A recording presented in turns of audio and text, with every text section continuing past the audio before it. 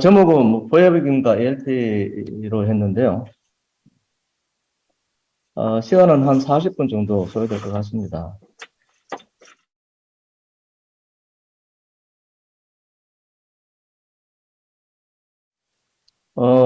제목을, 나의 디자이어를 찾아서라는 제목으로 제가 준비를 했고요.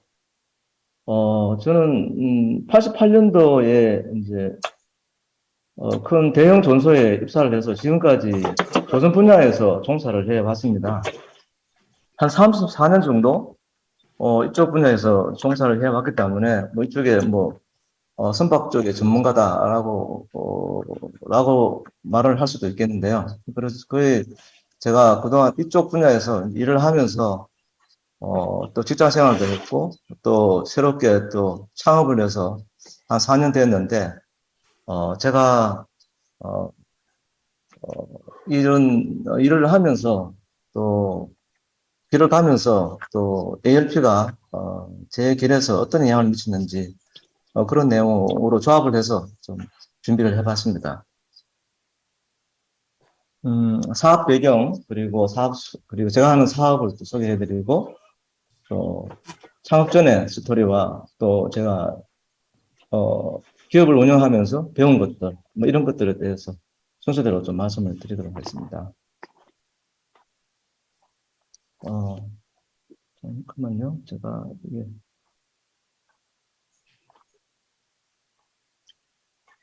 어, 갑자기 글로벌 기후 이상 변화 이렇게 나오니까 좀, 뜬금없다, 라고 생각하실 텐데요.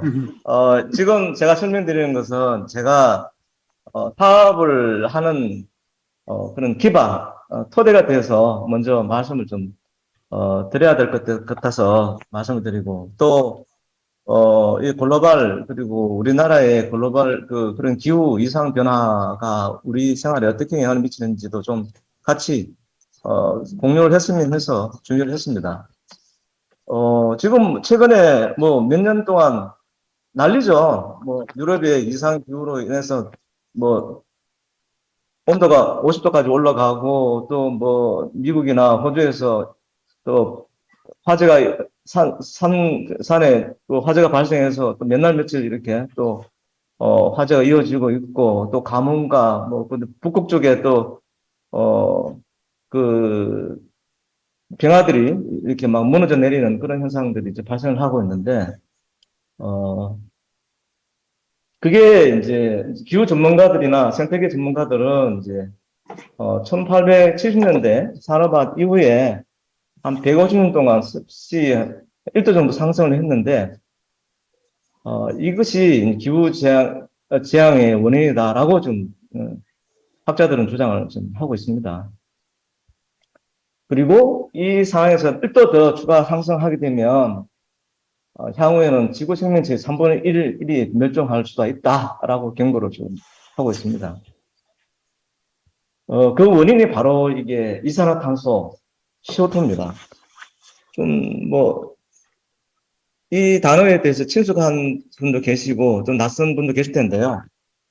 아마 국어를 쳐보시면 가장 많이 나오는 단어 중에 한 개가 이산화탄소 CO2일 겁니다. 왜냐하면 이 CO2가 차량의 연료, 선박의 연료에서 나오고 또 철강 제철하는 과정에서도 나오고 또 석유화학 제품을 또 강화하는 과정에서도 나오고 또 우리가 이렇게 활동하는 과정에서도 CO2가 많이 나오고 있습니다.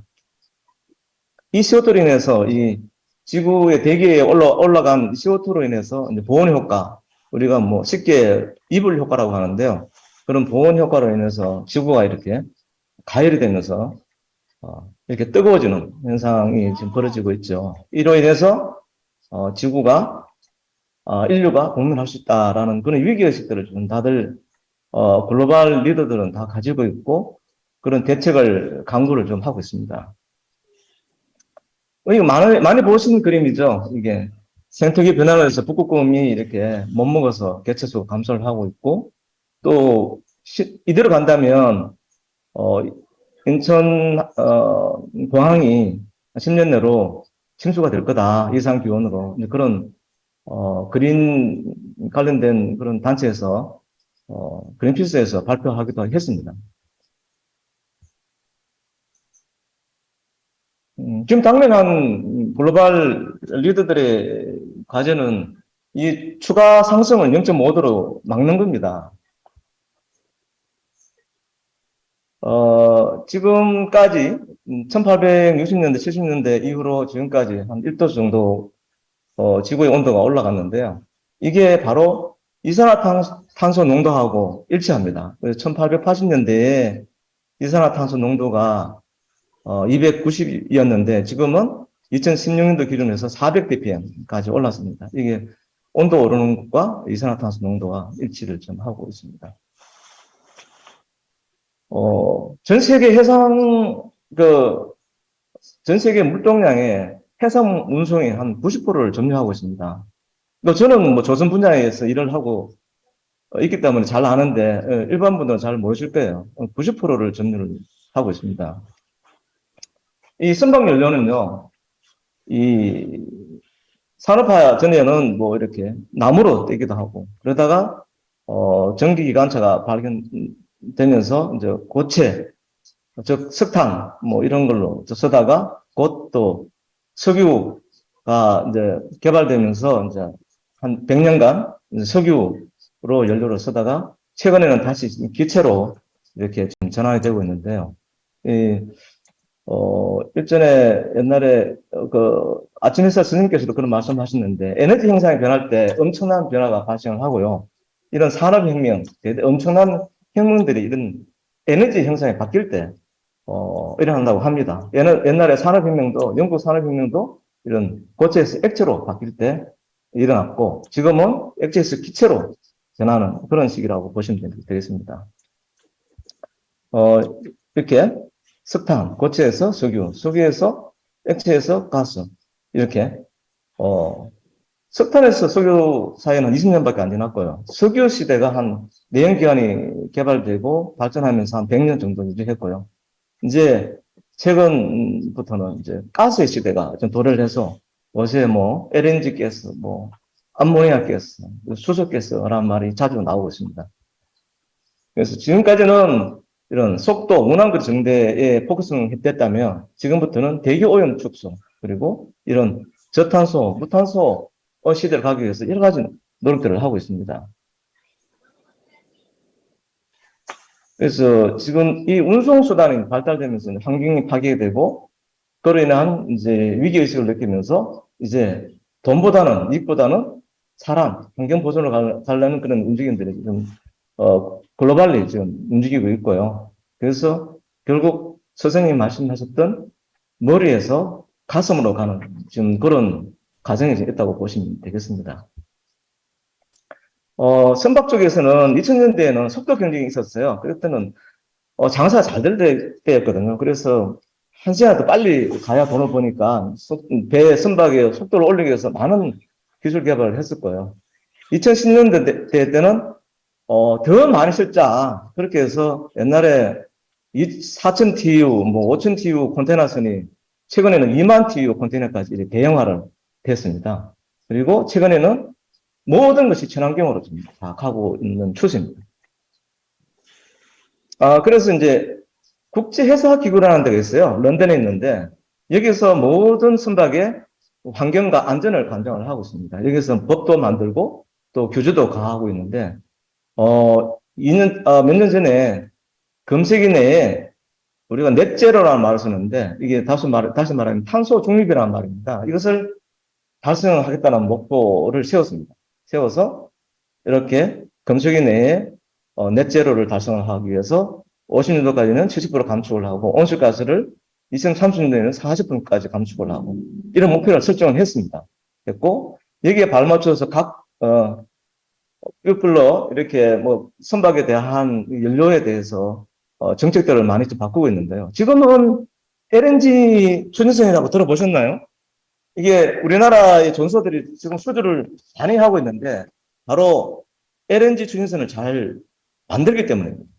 지금은 LNG 추진선이라는 새로운 연료를 사용하는 선박들이 도입이 돼서 활발하게 지금 건조를 하고 있고요. 2030년도부터 40년도 50도 넘어가면서부터 이런 전통적 연료라든지, 지금 전통적 연료를 쓰는 배가 한 80% 이상 됩니다.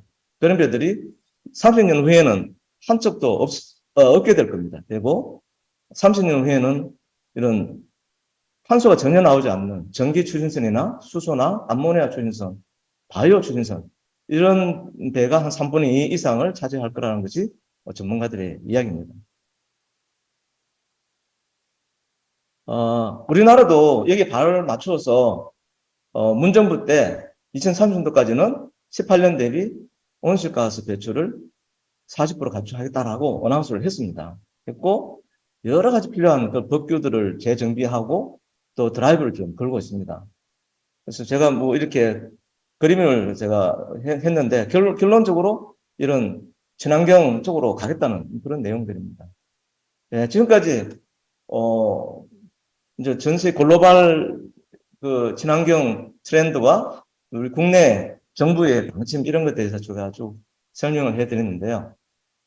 여기에 제가 몇 가지 선박을 그림을 제가 나열을 해놨는데 지금 우리 도관님께서 아시는 선박들은 주로 뭐 여객선이나 뭐 컨테너선, 유조선, 화물선 정도까지 아실 텐데요. 사실은 배라는 것이 종류가 아주 많습니다. 뭐 연안 화물선도 있고 이렇게 섬과 섬을 다니는 차도선, 그리고 또 사람 싣고 다니는 여객선, 또 어업지도선 좀 들어보시지 않았나요? 재작년에 그 어업지도선 해수부 어업지도선 직원이 그 북한 그 군인들에게 총 맞아 죽은 사건, 그때 탄 배가 바로 어업지도선입니다. 이는 어선들을 지도하는 어, 지도선인데요. 해수 소속으로 지금 운영되고 있고요. 또 예인선이라고 있습니다. 예인선은 큰 배가 들어왔을 때 항구에서 이렇게 배를 예인하는 그런. 그다음에 청항선, 좀 생소한 단어죠. 이거는 바다에도 쓰레기가 많습니다. 그래서 쓰레기들을 청소하는 청항선. 이런 다양한 선박들이 있는데요. 이런 좀 큰 배들은 LNG 연료를 사용하는 추진 시스템으로 전환을 할 거고요. 또 이렇게 유람선이나 뭐 낚시선이나 뭐 연구선 이런 데들은 이제 전기로 가는 시스템으로 해서 개발들을 많이들 좀 하고 있습니다. 예, 제가 지금까지 뭐 이제 제가 사업을 하게 된 배경에 대해서 저 말씀을 드렸는데요. 제가 말씀을 드리는 중에 또 궁금한 게 있으면 언제든지 주시면 제가 대답을 해드리도록 하겠습니다. 그래서 이러한 전 세계의 선박들이 이제 이산화탄소를 발생을 적게 하거나 이산화탄소가 없는 무탄소 또는 저탄소 선박으로 전환이 되고 있는 그런 초기 시장이라고 보시면 되겠습니다. 그런 이제 시장을 제가 보고 제가 이 시장에 뛰어든 겁니다. 그래서 어, 그 아침 햇살 스님께서 말씀하신 잘 보고 합니다. 잘 듣고 합니다가 바로 연결됩니다. 제가 이 시장을 잘 보고 이렇게 이제 이 시장으로 들어오게 된 거죠. 지금 보시는 화면은 저희들이 이제 설계를 끝나고 이제 건조중에 있는 순수 전기 충전입니다. 배터리로 가는 거죠. 배터리로. 이거 한 19m 정도 되는데 아마 내년 3월달 되면 이 배를 아마 어디서 타실 수가 있을 겁니다. 잘하면 이 배가 우리나라 최초의 순수 전기 추진 선박이 될 수도 있습니다. 이 배터리선, 전기 추진선은 차와 똑같아요. 충전기가 있어야 돼요. 한국에 가면 이런 하얀 포스트에 여기에다 충전기인데 전기를 꽂아서 배터리를 충전할 수 있는 그런 시스템들이 항구마다 설비가 되어 있어야 됩니다. 이런 것도 같이 저희들 준비를 하고 있습니다.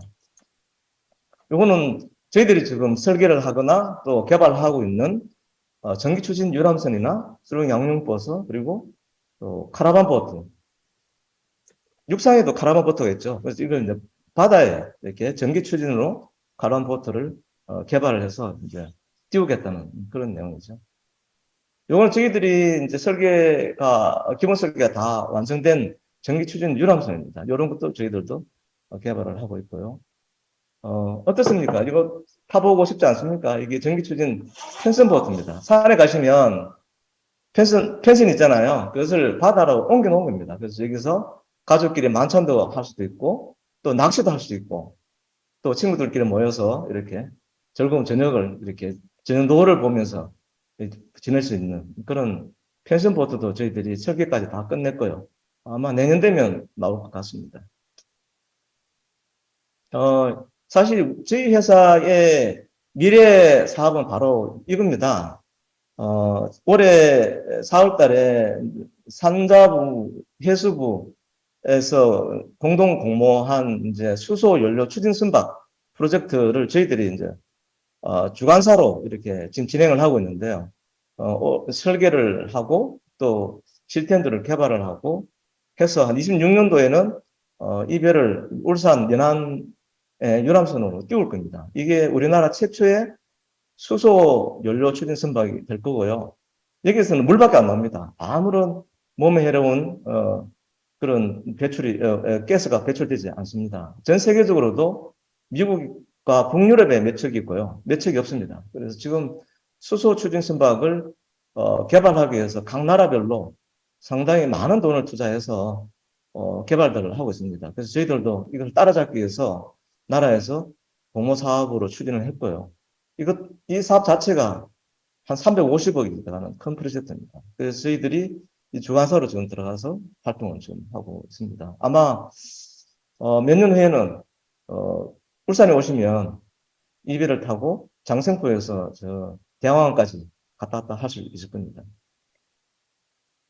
며칠 전에 요 관련해서 신문에 난 보도 자료입니다.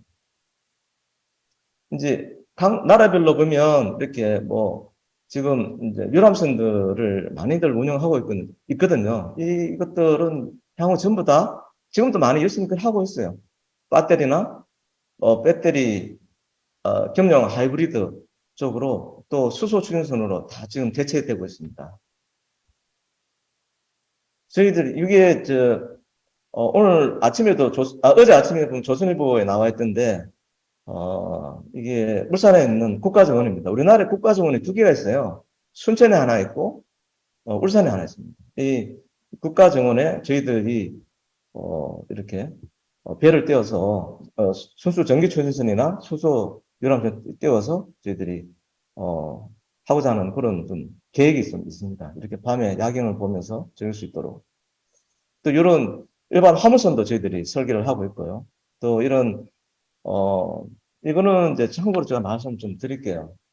어, 큰 유조선 한 대가 뿜어내는 매연 배출량이 자동차, 승용차 50만 대가 뿜어내는 배출량하고 같다고 합니다. 그 정도로 배에서는, 왜냐하면 아주 나쁜 연료를 쓰거든요. 그래서 그런 많은 그 몸에 해로운 그런 매연을 배출하는데 이것을 지금 당장 이제 연료를 바꾸는 것이 가장 좋은데 연료를 바꾸기 위해서는 많은 기술과 많은 돈이 들어가기 때문에 이런 이제 세전기라고 해서 세전기라는 게 뭐 짠 게 아닙니다. 한 3층 빌딩만한 그런 건데 그런 거를 이제 설치를 해서 바닷물로 이런 이제 배출되는 가스를 씻어내는 그런 장치를 설치하는데 그런 엔지니어링을 저희들이 한 30층을 했습니다.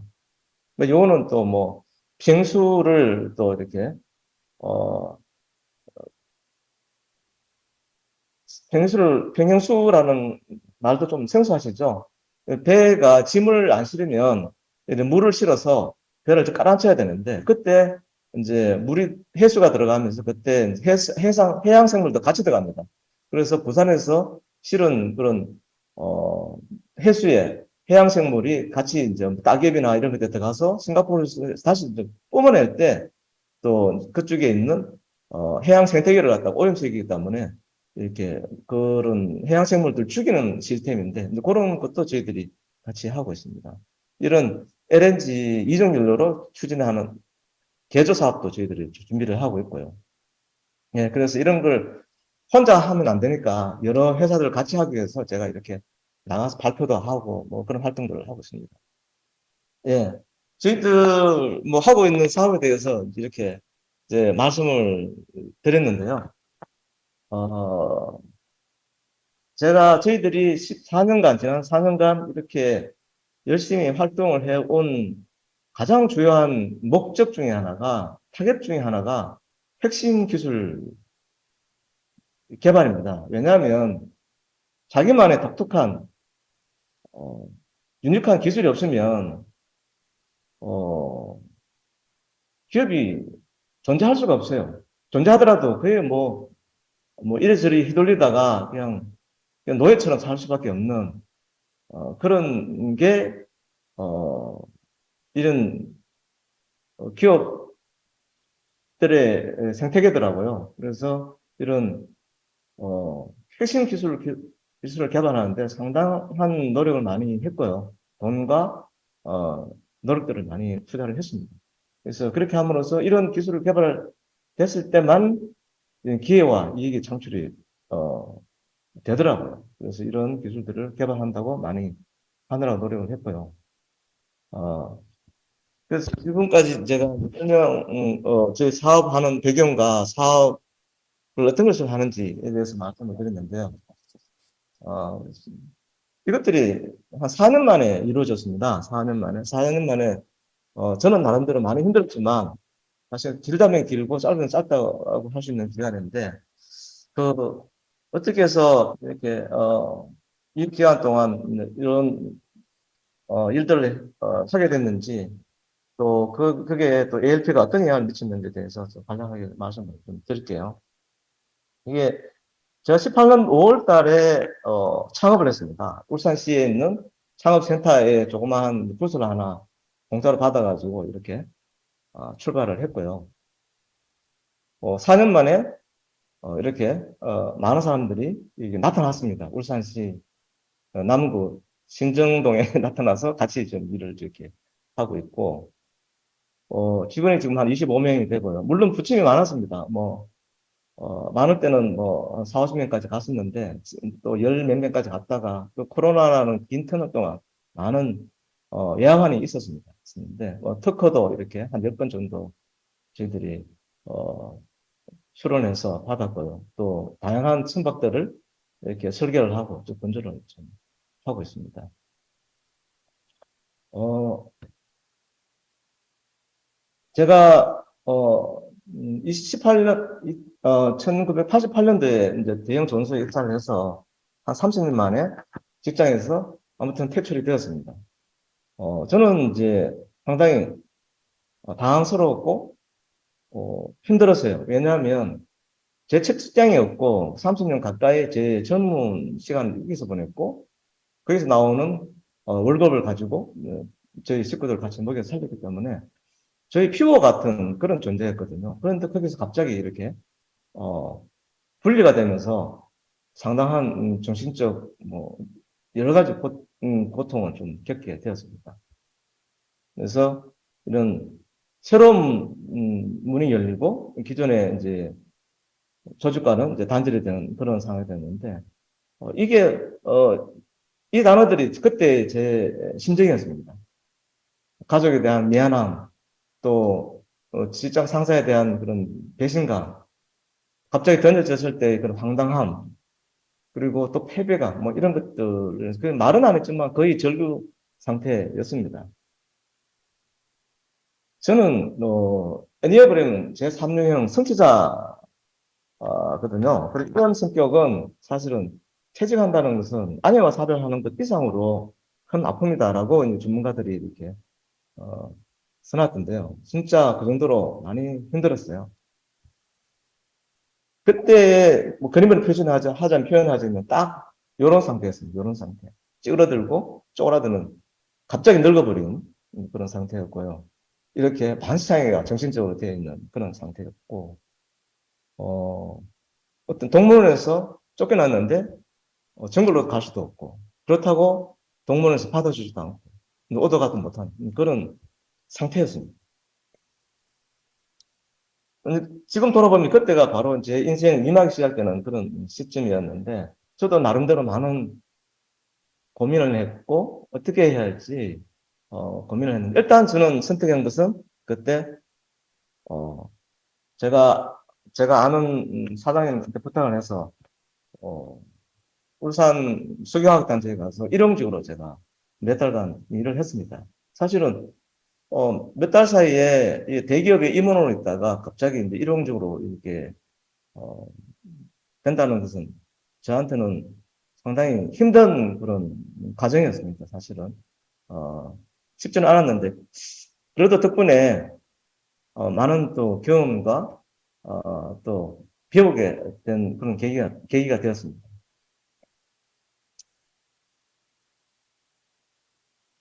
또 그때 당시 제가 또 느꼈던 것은 나의 브랜드가 없구나. 왜냐하면 직장 브랜드로 충분히 했거든요.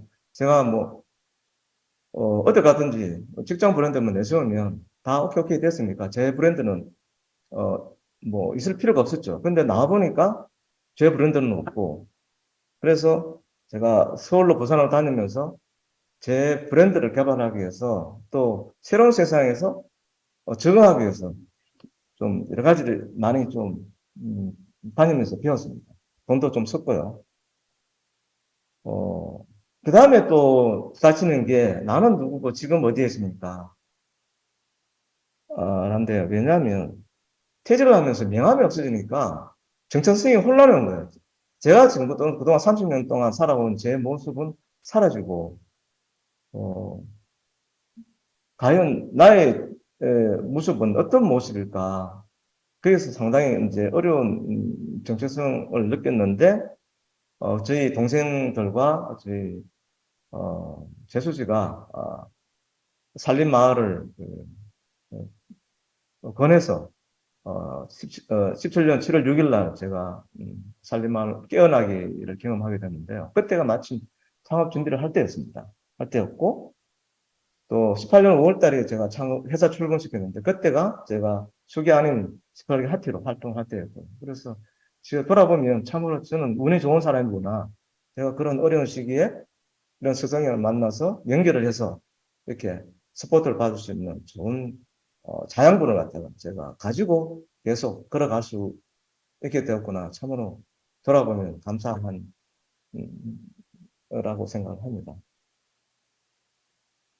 그때 제가 깨어나게 할 때인지 모르겠는데 그때 여기 저 동그라미 문 안에 제가 저 뒤에 보면 생명주님이 보이시죠?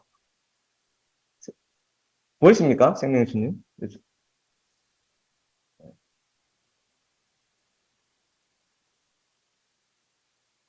여기 있네요. 예. 그때 사진이 좀 몇 장 있어서 좀 가져왔는데 제가 7월 6일 날 입교할 때 그때 사진 남아서 한번 올려봤고요. 예. 같이 그때 우리 이제 할, 할, 깨어나게 할 때 이렇게 사진들이 있어서 좀 가져와 봤습니다. 지금 이분들 사진을 보니까 그때 같이 수료했던 분들이 또 보고 싶고 또 그립고 그렇습니다. 예. 그때 어, 스승님의 안내에 따라서 여러 가지 질문을 많이 했습니다. 그래서 퇴직이 나쁜 것인지, 또 내가 잘하는 것은, 가장 잘하는 것은 무엇인지, 또 내가 가진 것들은 무엇이고, 나의 현 위치는 어떤 것들인지 점검할 수 있는 그런 아주 귀한 좋은 기회가 되었습니다. 퇴직이 나쁜 것인가? 나쁘게만 생각했는데, 다시 또 이렇게 AF에 전공을 해보니까, 첫 직장은 제가 선택 여지가 없었어요. 일단 좋은 직장으로 가서 결혼도 해야 되고 또 식구도 먹이 살려야 되니까 일단 좋은 직장, 월급 많은 좋은 직장. 저의 적성과 무관한 걸 선택할 수밖에 없었고. 그런데 지금은 어떻게 생각하면 내가 얼마든지 선택할 수 있는 기회로 볼 수도 있다는 거죠. 옵션이 많다는 거죠. 생각에 따라서 어, 나의 생각을 틀을 깨고 나면 더 많은 옵션과 새로운 세상이 있는데 그걸 모르고 괴로워했던 거죠.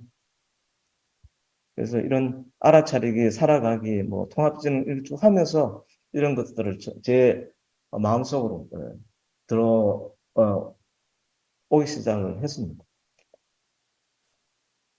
이것은 제 사회적 이제 지위에 따라서 제 인생 굴곡선을 그려봤는데요.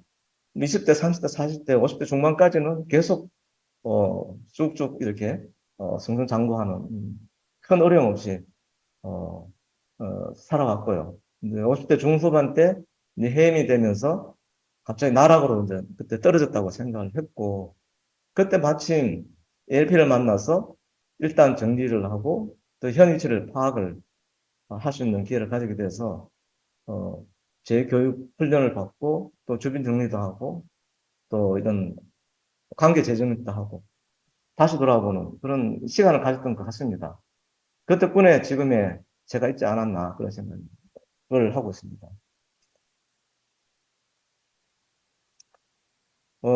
우리 도반님들도 한번 인생 곡선을 한번 걸어보시죠. 나중에 시간 날 때. 어, 제일 중요한 것은 일단 그런 어려운 상황에 처해질 때 갑자기 뭐 방향 설정하지 않고 왔다 갔다 하는 것보다는 일단 정지를 한 후에 현 위치를 파악하는 것이 가장 중요하지 않나. 그리고 그것을 혼자 하는 것보다는 어떤 영성 수련회나 어떤 도움을 받을 수 있는 데 가서 같이 어, 하면서 하는 것이 어, 더 지혜로운 방법이 아니겠나 그런 생각이 듭니다. 새로운 세상 앞에서 이제 제가 선택을 해야 되는데요. 어, 이런 항구에 정박할 수도 있고, 또 정해진 항로를 남이 간 길을 또 항해할 수도 있고, 또 미지의 세계를 또 항해할 수도 있고, 제가 선택을 할 수 있는 거예요. 근데 항구에 정박한다는 것은 이제 그동안 벌어놓은 돈을 가지고 그냥 놀러 다니면서, 책이나 보면서 이렇게, 어, 남은 생을 사는 것을 저는 항구에 정박하는 것으로 좀 이해를 했고요. 정해진 항로를 한다는 것은 중소기업체 뭐 사장이나 부사장 뭐 아니면 임원으로 가서 영업하면서 또 적당한 시기에 또 이렇게 나오고 이런 과정을 반복을 하는 방법이라고 생각을 했고 미지의 세계는 저는 이제 새로운 내가 경험해보지 못한 그런 쪽으로 가보자. 그 중에 하나가 제가 이제 그린피스를 좀 생각했었어요. 그때 그린피스. 저는 환경에 좀 관심이 많았기 때문에 그린피스나 뭐 또 뭐 봉사단체나 어, 생각을 했었는데 아직까지는 제가 세상에 대한 욕심이 많아서 일단 어, 판단을 좀 다르게 했는데요. 아무튼 삶은 선택과 해석이라고 하는데 일단 둘 중에 하나 중에서 저는 일단 일을 하는 쪽으로 선택을 했고 어, 다시 좀 해석을 하자면 첫 진에서 해고된 것은 사실이잖아요. 사실인데 여기서 해석을 인생 끝이다, 절망이다 이렇게 해석할 수도 있고 또 새로운 기회가 주어졌다 이렇게 해석할 수도 있죠. 또 선택도 아- 안전하고 긍정된 길을 갈 수도 있고 안 가본 길, 가슴 뛰는 길을 내가 선택할 수도 있고 그것은 어, 제가 선택할 수 있는 건데 그 그때의 결정은 저의 결정은 저의 결정 기준은 자기 결정권이 있는가 내 삶에 제가 직장 생활할 때 사장이 돼도 자기 결정은 없어요. 오나의 결정에 따라서 해야 되는 거였거든요. 그리고 내 인생을 또 다른 사람에게 또 맡길 것인가 라는 제목을 가지고 제가 고민을 좀 했었습니다. 이런 고민을 할 수 있었던 것은 바로 어, 어, 이런 새로운 시각을 좀 보여준 스승님의 가르침 때문이라고 생각을 합니다. 직업의 여행은 이런 원하는 삶을 찾아가는 여러 지자를 실현하는 여행, 재능을 마음껏 표현하는 여정이라고 말씀을 하셨거든요. 그때 애청 회사는 저에게는 이그나이트였습니다. 그래서 불을 땡겨 주셔서 내 운명은 내가 창조한다 이런 마음으로 저는 사업을 좀 시작하기로 했습니다. 그래서 제가 사업을 하기로 하고 어, 빨간 양말 끌어놓고 이렇게 사진을 찍은 게 어, 지금도 기억이 선연한데요. 저에게는 일이라는 것은 상당히 특히 남자에게는 중요하다고 생각을 합니다. 그래서 일이 있을 때 그 관계를 통해서 존재감을 인식하고 가슴 뛰는 삶을 사셨다고 판단을 했고요.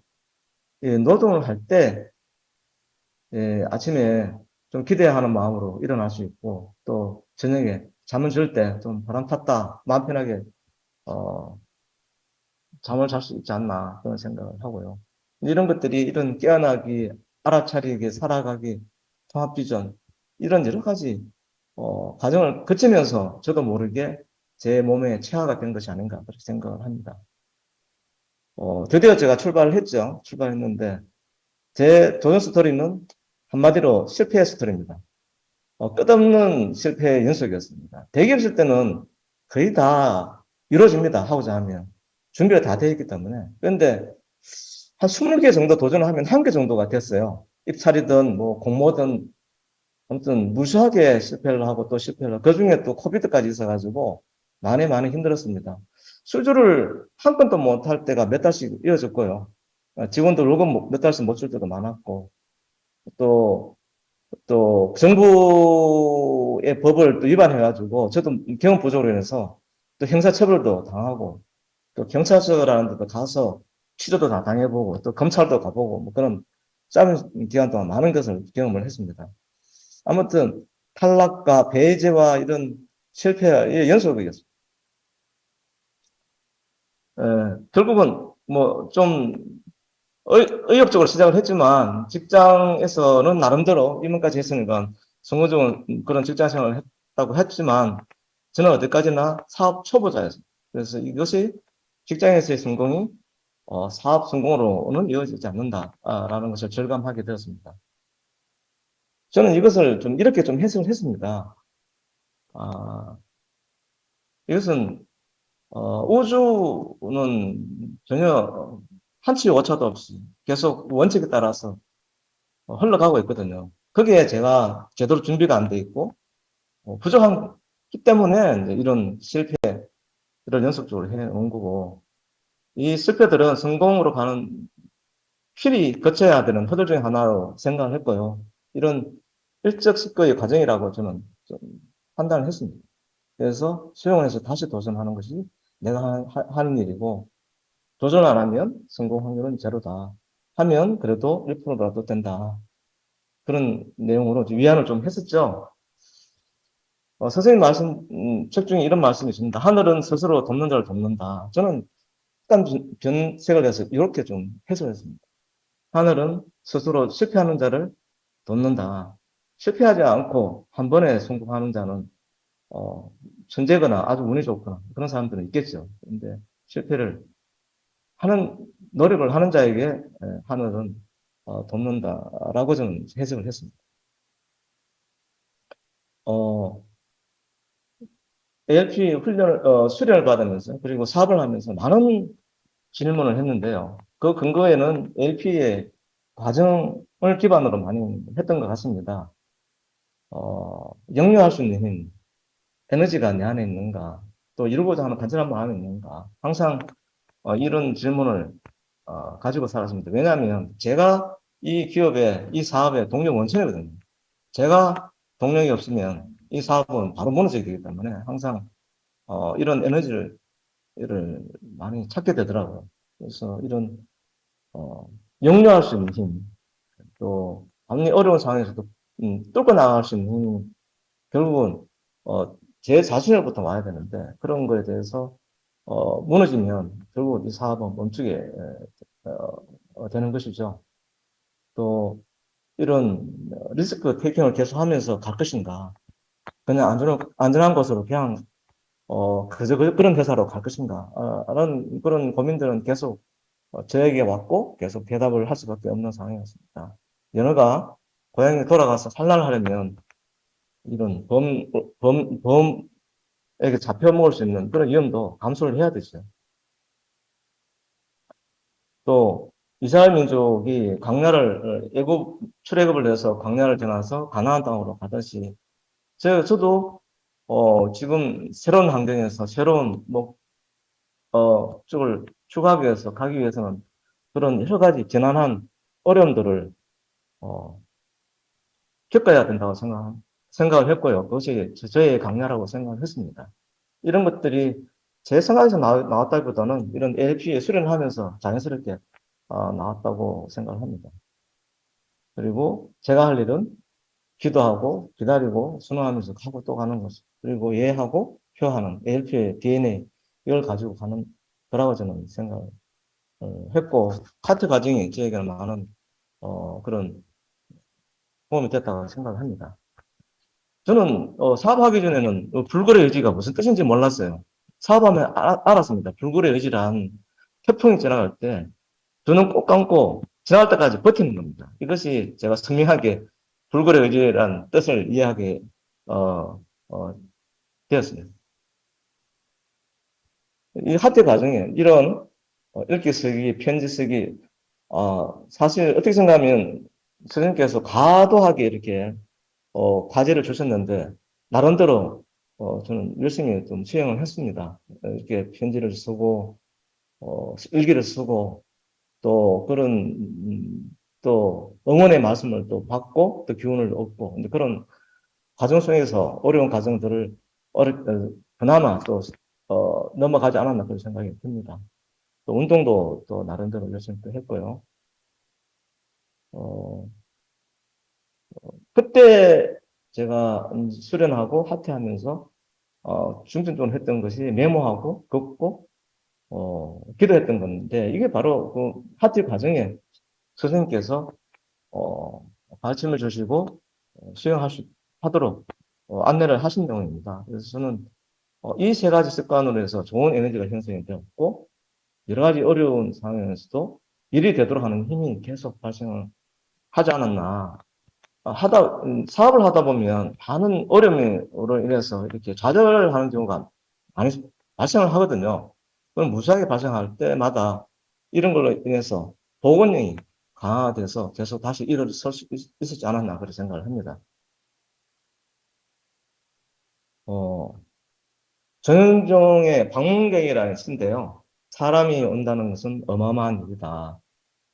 저는 이 시를 볼 때마다 딱 저에게 맞는 시라고 생각을 합니다. 왜냐하면 여기서 사람은 저에게는 바로 사업 기회거든요. 그래서 사람을 만날 때 저는 아주 조심스럽고 귀하게 생각하고 그 사람 뒤에 어떤 기회가 있는지 기대하는 마음으로 만납니다. 제가 사업하기 전에는 제 폰의 저장 개수가 1100개였습니다. 지금은 2690개인데요. 이 말은 4년 동안 거의 새로운 사람을 어, 매일 한 명씩 만났다는 뜻이거든요. 항상 저는 이분들을 만나고 나면 하루나 이틀 후에 문자 인사를 합니다. 문자 인사를 해서 연결되도록 하고 제가 누구인지 또 이렇게 소개를 거의 다 하고 있습니다. 왜냐하면 이 삶은 관계라고 하잖아요. 이 관계는 저에게는 바로 사업과 직결되기 때문이죠. 또 제가 안 한 것 중에 한 개가 옛날 직장 사람들, 옛날 사람들을 제가 만나는 것을 상당히 가능하면 안 만나려고 했습니다. 왜냐하면 그분들 만나면 항상 옛날 이야기하고 추억, 옛날 자랑 뭐 이런 거 해도 앞으로 나아갈 수가 없어요. 그래서 가능한 새로운 사람을 만나고 옛날 사람을 좀 만나는 걸 좀 줄이는 그런 노력을 좀 했었습니다. 아버지는 일하시는 분, 우리는 신비를 경험하러 왔다. 저는 이 말만 보면 되게 마음이 되게 좋아요. 즐겁고. 그래, 이런 아버지가 하시지. 나는 이 지구촌에 지구복을 입고, 이렇게 신비를 경험하러 온 사람이야. 그래서 아무리 어려운 상황도, 이, 문장을 대하면 되게 마음이 편해지더라고요. 그래서 제가 가장, ALP 전체에 통틀어서 가장 좋아하는 문장이 이 문장입니다. 삶은 풀어야 할 문제가 아니라 경험해야 할 신비다.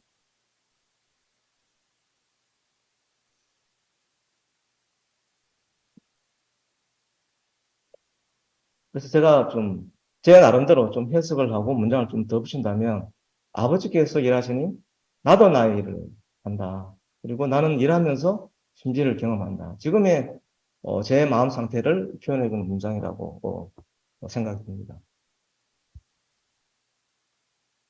이제 정리를 좀 할 텐데요. 창업 후에 뭐 많이 배웠습니다. 이거 지금 많이 배웠는데, 몇 가지만 좀 나누겠습니다. 일단, 시장은 실증만 믿는다. 스승님께서 그러셨잖아요. 가본 것과 가보지 않은 것은 차이는 엄청나다. 시장은 누가 뭐, 저희들은 이런 것도 할 수 있고요. 이런 것 준비되어 있고요. 그건 절대 믿지 않습니다. 뭘 했느냐, 뭘 표소바 했느냐. 그것이, 그것만 믿습니다. 같은 말이고요.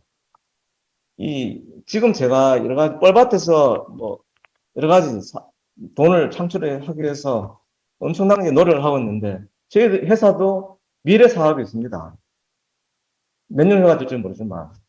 그렇지만 그 미래 사업까지 가기 위해서는 당장 여기서 현금 창출을 해야 되고요.